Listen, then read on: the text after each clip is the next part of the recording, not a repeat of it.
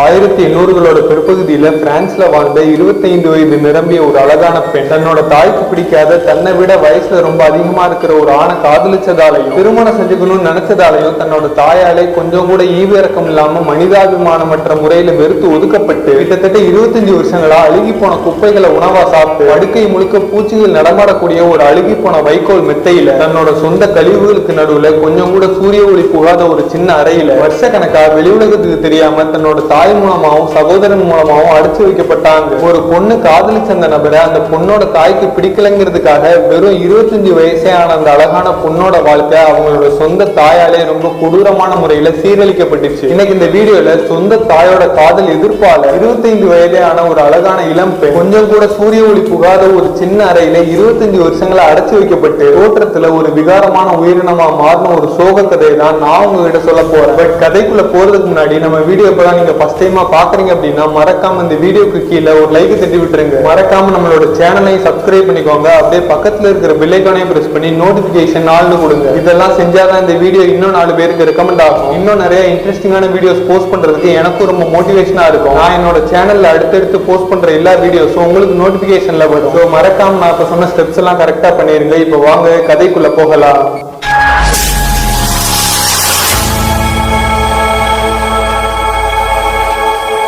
1800களில் பிரான்ஸ்ல ஒரு தம்பதி வாழ்ந்தாங்க. அதுல ஆணோட பேர் எமிலி முனியே, அவரோட மனைவி பேரு மேடம் லூயிஸ் முனியே. இந்த தம்பதிக்கு சரியா 1849 மார்ச் 1ஆம் தேதி ஒரு பெண் குழந்தை பிறந்துச்சு. அந்த பெண் குழந்தை பேரு மேடமொய்செல் பிளான்ச் முனியே. இதுக்கப்புறம் இந்த கதையில மேடமொய்செல் பிளான்ச் முனியரை நம்ம பிளான்ச் முனியர் அப்படின்னு கூப்பிட்டுக்கலாம். பிளான்ச் முனியருக்கு ஒரு அண்ணனும் இருந்தாரு. அவரோட பேரு மார்சல் முனியே. பிரான்ஸ்ல இருக்கிற பொய்டியர்ஸ்ங்கிற சிட்டியில பணக்காரர்கள் வசிக்கக்கூடிய பகுதியை ஒட்டி உள்ள சுற்றுப்புற தெருக்கல்ல ஒன்னா இருக்கிற 21 ரூ டி லா விசிட்டேஷன் அப்படின்னு அழைக்க ஒரு தெருவுல இருக்கிற ஒரு வீட்டுல இந்த பிளான்ச் முனியருங்கிற பொண்ணு இவங்களோட அப்பாவான எமிலி முனியர், இவங்களோட அம்மாவான மேடம் லூயிஸ் முனியர், அப்புறம் இவங்களோட அண்ணனான மார்சல் முனியரோட சேர்ந்து வாழ்ந்து வந்தாங்க. இந்த முனியர் குடும்பம் ஒரு அப்பர் மிடில் கிளாஸ் ஃபேமிலி அப்படின்னு சொல்லப்படுது. Blanche முனியரோட அப்பாவான Emily Muneer local arts ஃபெசிலிட்டியோட ஹெட்டா இருந்தார், அதாவது உள்ளூர் கலை வசதியோட தலைவரா இருந்தார். பிளான்ச் முனியரோட அண்ணனான மார்சல் முனியரும் கூட லா ஸ்கூல் கிராஜுவேட், அதாவது சட்டப்பள்ளி பட்டதாரியா இருந்தார். அது மட்டும் இல்ல, சமூகத்துல நிறைய நல்ல பண்புகளை வெளிப்படுத்தினதுக்காக கமிட்டி ஆஃப் குட் ஒர்க்ஸ்ல இருந்து இந்த முனியர் ஃபேமிலிக்கு நிறைய விருதுகளும் வழங்கப்பட்டுச்சு. இந்த மாதிரி நிறைய நல்ல விஷயங்கள் இந்த முனியர் ஃபேமிலி கிட்ட இருந்ததால உள்ளூர்ல எல்லாராலையும் அறியப்பட்ட மதிப்புமிக்க ஒரு குடும்பமா இந்த முனியர் குடும்பம் இருந்தது. இப்படிப்பட்ட ஒரு குடும்பத்தை சேர்ந்த பிளான்ச் முனியருங்கிற இந்த பொண்ணு சின்ன வயசுல இருந்தே கூச்ச சுபாவத்தோடையும் மனதளவுல பாதுகாப்பின்மையோடையும் வளர்ந்ததா சொல்லப்படுது. அது மட்டும் இல்ல, பிளான்ச் முனியருக்கு அனோரெக்சியா அப்படின்னு சொல்லப்படுற ஒரு உணவு கோளாறு இருந்தது. அதாவது இந்த அனோரெக்சியா அப்படின்னா என்னன்னா, இந்த உணவு கோளாறால பாதிக்கப்பட்டவங்களுக்கு இந்த சாப்பாடை நம்ம சாப்பிட்டா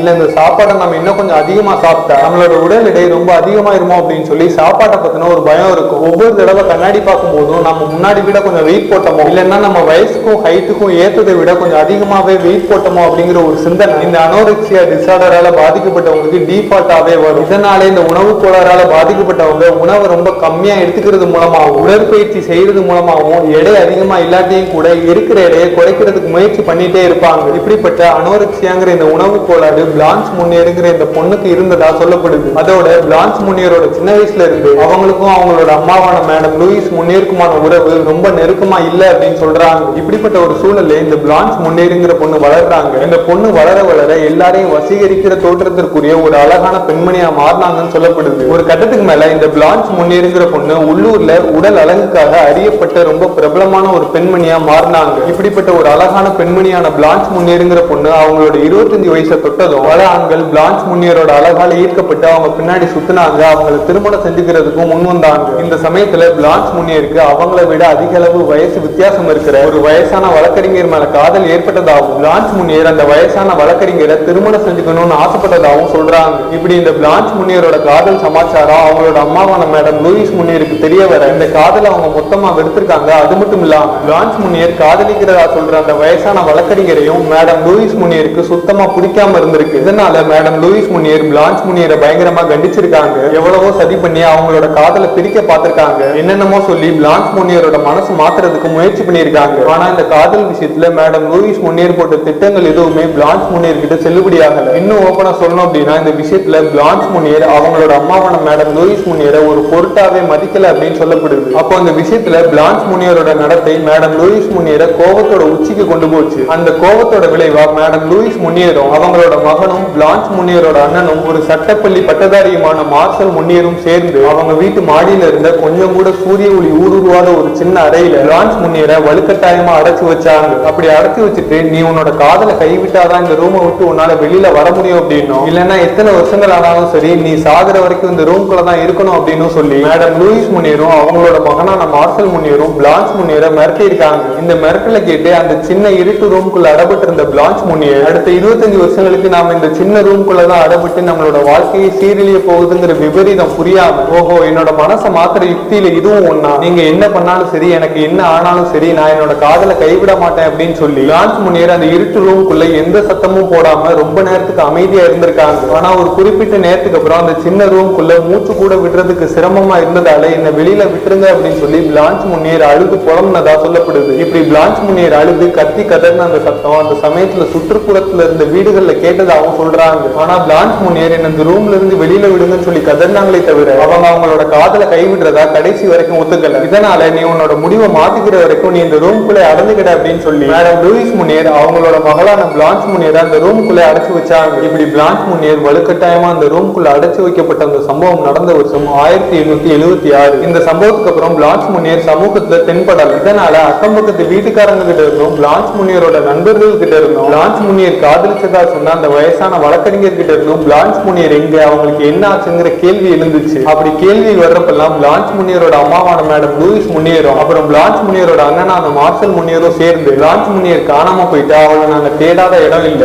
எங்க தேடியும் அவளை எங்களால கண்டுபிடிக்க முடியல, அவ எங்க போனா என்ன ஆனான்னு தெரியல அப்படின்னு சொல்லி வெளி உலகத்துக்கிட்ட நாடகம் ஆடி இருக்காங்க. ஆனா அவங்க இப்படி சொல்ற நேரத்துல எல்லாம் பிளான்ச் முனியர் அவங்களோட சொந்த வீட்டுக்குள்ள மாடியில இருக்கிற கொஞ்சம் கூட சூரிய ஒளி ஊடுருவாத சராசரி மனிதர்களால சுவாசிக்க கூட கஷ்டமா இருக்கிற ஒரு சின்ன இருட்டு அறைக்குள்ள அடைச்சு வைக்கப்பட்டு சித்திரவதை அனுபவிச்சுட்டு இருந்தாங்க. இப்படியே நாட்கள் போகுது, மாதங்கள் போகுது, வருஷங்கள் போகுது. இந்த காலகட்டத்துல பிளான்ச் முனியருங்கிற இந்த பொண்ணு அந்த சமூகம் மொத்தமா மறந்து போச்சு. ஒரு கட்டத்துல அதாவது சரியா 1885ல பிளான்ச் முனியர் காதலிச்சதா சொன்ன ஏழ்மை நிலையில இருந்த அந்த வயசான வழக்கறிஞர் இறந்தும் போனாரு. இப்படி பிளான்ச் முனியர் காதலிச்ச அந்த நபரை இறந்து போனதுக்கு அப்புறம் இவங்களோட அம்மாவான madam Lewis Muneer Blanche Muneer அந்த இருட்டு அறையில இருந்து விடுவிக்கல. இருட்டு அறை அப்படின்னு சொல்லப்படுற அந்த சிறையில பிளான்ச் முனியர் அடைச்சு வைக்கப்பட்டு முழுசா 25 ஆண்டுகள் கடந்துச்சு. இப்ப வருஷம் 1901. இந்த 1901வது வருஷம் மே மாசம் 23ஆம் தேதி பிரான்சோட தலைநகரமான பாரிஸ்ல அட்டோர்னி ஜெனரலா இருந்த மான்சியர் லியோன் புலோட் அப்படிங்கிற ஒரு நபர் கிட்ட பெயர் இல்லாத ஒரு கடிதம் வந்துச்சு. அந்த பெயர் இல்லாத கடிதத்தை படிச்சு பார்த்த அட்டோர்னி ஜெனரல் அதிர்ச்சியில உறைஞ்சு போனாரு. அப்படி அந்த கடிதத்துல என்ன எழுதி இருந்தது அப்படின்னா, ஐயா அட்டோர்னி ஜெனரல் அவர்களே, இந்த கடிதத்து மூலமா நான் உங்ககிட்ட ஒரு பயங்கரமான விஷயத்த சொல்ல போறேன். மேடம் லூயிஸ் முனியரோட வீட்டுல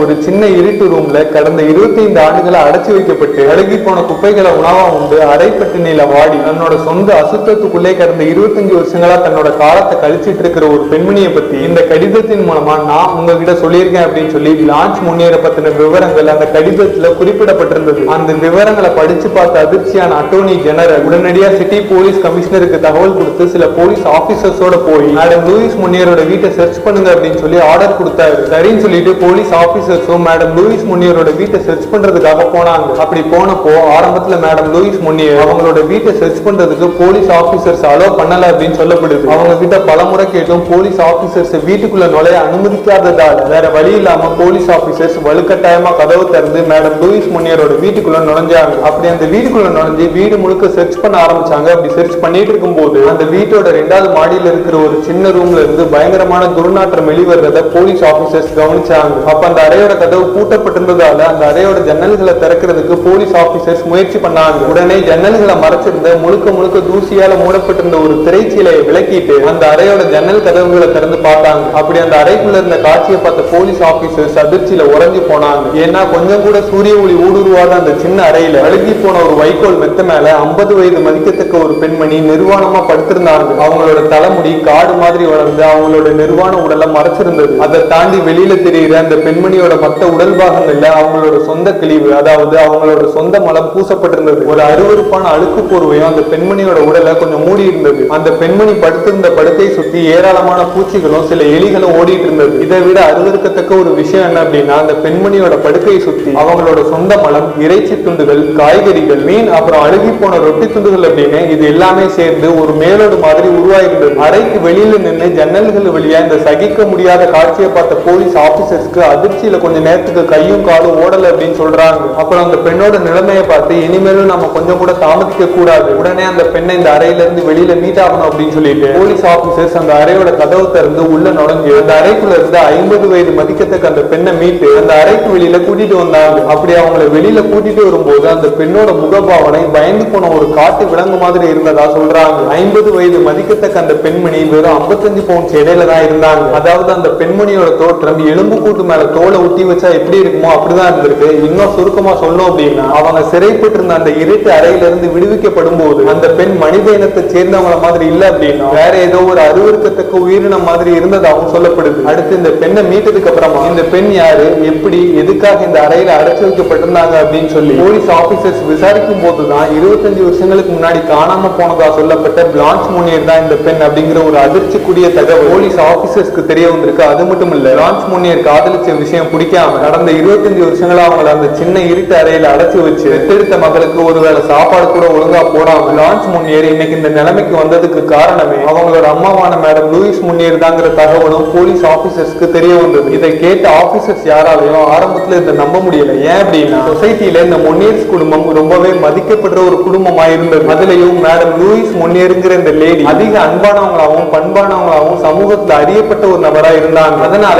அதிகாரிகளுக்கு இந்த சம்பவத்தை பத்தி கேட்ட உடனே ஆரம்பத்துல ரொம்ப அதிர்ச்சியா இருந்தது. ஆனா இந்த விஷயம் கன்ஃபார்ம் ஆனதுக்கு அப்புறம் இந்த பொம்பளை பெத்த மகளுக்கே இப்படி ஒரு கொடூரத்தை செஞ்சிருக்கே அப்படின்னு சொல்லிட்டு அதிகாரிகளுக்கே மேடம் லூயிஸ் முனியர் மேல ஒரு வெறுப்பு உண்டாச்சு. செஞ்ச கொடூரத்துக்காக உடனடியா மேடம் லூயிஸ் முனியரும் இந்த லேடிக்கு உடந்தையா இருந்த இந்த லேடியோட மகனான மார்சல் முனியரும் போலீஸ் ஆபீசர்ஸால கைது செய்யப்பட்டாங்க. அப்படியே இன்னொரு பக்கம் 25 வருஷங்கள் கொடுஞ்சிறையில இருந்து மீட்டெடுக்கப்பட்ட பிளான்ச் முனியர் ஒரு மனநல காப்பகத்துல சேர்க்கப்பட்டாங்க. அந்த மனநல காப்பகத்துல பிளான்ச் முனியரை குளிப்பாட்டி அவங்களோட உடலை முழுசா சுத்தம் பண்ணி வெள்ளை நிறத்துல இருக்கக்கூடிய துவச்ச ஒரு சுத்தமான உடை பிளான்ச் முனியருக்கு அணிவிக்கப்பட்டுச்சு. அது மட்டும் இல்ல, சூரிய ஒளி முழுசா ஊடுருவக்கூடிய ஒரு சுத்தமான தனி அறை பிளான்ச் முனியருக்காக வழங்கப்பட்டுச்சு. மறுபக்கம் கைது செய்யப்பட்ட மேடம் லூயிஸ் முனியரும் அவங்களோட மகனான மார்சல் முனியரும் விசாரணைக்கு உட்படுத்தப்பட்டாங்க. கைது செய்யப்பட்டு விசாரணைக்கு உட்படுத்தப்பட்ட 15வது நாள்ல மேடம் லூயிஸ் முனியர் மாரடைப்பால இறந்ததா சொல்லப்படுது. அப்படி தன்னோட தாய் இறந்து போனதுக்கு அப்புறமா மார்சல் முனியர் விசாரணையை தனியா எதிர்கொள்ள வேண்டியது இருந்தது. அப்போ இந்த மார்சல் முனியர் என்ன பண்ணிருக்காரு அப்படின்னா, இவர் ஒரு சட்டப்பள்ளி பட்டதாரிங்கிறதால இவருக்கு சட்டத்துல இருக்கிற சில லூப் ஹோல்ஸ் எல்லாம் தெரிஞ்சிருக்கு. அதை வச்சு என்னோட சகோதரியான பிளான்ச் முனியருக்கு நடந்த கொடுமைக்கு என்னோட தாய் தான் காரணம், எனக்கும் அந்த சம்பவத்துக்கும் எந்த சம்பந்தமும் இல்லைங்கிற மாதிரி மார்சல் முனியர் நீதிமன்றத்துல நிரூபிச்சதாகும். இதனால மார்சல் முனியருக்கு 15 மாதங்கள் மட்டும் சிறை தண்டனை விதிக்கப்பட்டு அதுக்கப்புறம் அவர் விடுவிக்கப்பட்டதா சொல்றாங்க. அது மட்டும் இல்ல, இந்த மார்சல் முனியரை பத்தி இன்னொரு விஷயமும் சொல்லப்படுது. அது என்ன அப்படின்னா, 1901 மே 23ஆம் தேதி பாரிஸ்ல இருந்த அட்டர்னி ஜெனரலுக்கு பெயர் இல்லாத ஒரு லெட்டர் வந்ததுன்னு சொன்னேன் இல்லையா, அந்த லெட்டர் அனுப்புனதே பிளான்ச் முனியரோட அண்ணனான மார்சல் முனியர் தான் சொல்லப்படுது. ஏன் அப்படின்னா, அவரோட தாயான மேடம் லூயிஸ் முனியருக்கு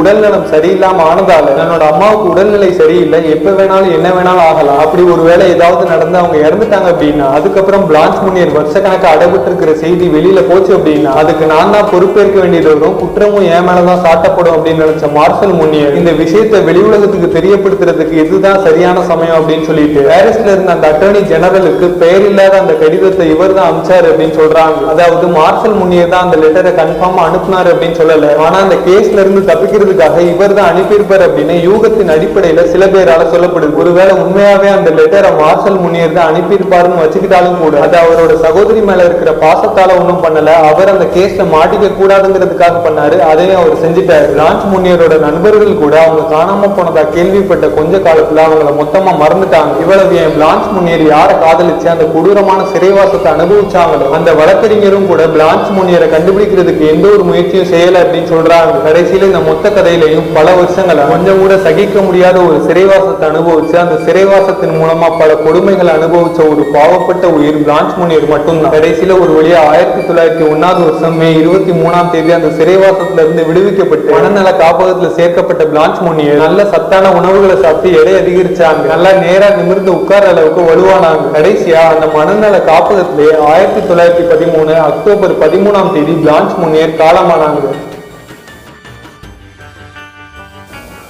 உங்களுக்கு இந்த வீடியோ பிடிச்சிருந்ததா இல்லையா? 1800களில் நடந்த இந்த உண்மை சம்பவத்தை பத்தி நீங்க என்ன நினைக்கிறீங்கிறத கமெண்ட்ல சொல்லுங்க. நாம வீடியோவோட எண்டுக்கு வந்தாச்சு. இந்த வீடியோ உங்களுக்கு பிடிச்சிருந்தா லைக் பண்ணுங்க, ஷேர் பண்ணுங்க. அப்படியே நம்மளோட சேனலையும் சப்ஸ்கிரைப் பண்ணுங்க. மறக்காம பக்கத்துல இருக்கிற பெல் ஐகானையும் பிரஸ் பண்ணி நோட்டிபிகேஷன் ஆல்னு கொடுங்க. அப்பதான் நான் அடுத்தடுத்து போஸ்ட் பண்ற எல்லா வீடியோஸும் உங்களுக்கு நோட்டிபிகேஷன்ல வரும். மறுபடியும் இதே மாதிரி ஒரு இன்ட்ரெஸ்டிங்கான வீடியோல வந்து உங்களை சந்திக்கிறேன். அதுவரை உங்களிடமிருந்து விடைபெறுவது நான் உங்கள் ரகுராம்.